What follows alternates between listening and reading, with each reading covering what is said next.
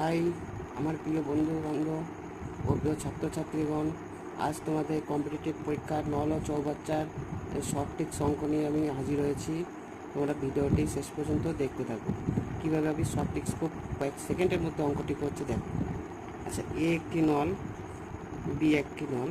এ নলটি কত 2 ঘন্টায় জলপূর্ণ করে, বি নলটি 4 ঘন্টায় জলপূর্ণ করে। এ নল এবং বি নলের আমি ক্যাপাসিটি বার করছি। তাহলে ক্যাপাসিটি মানে 4 আর 2 লসগু কত?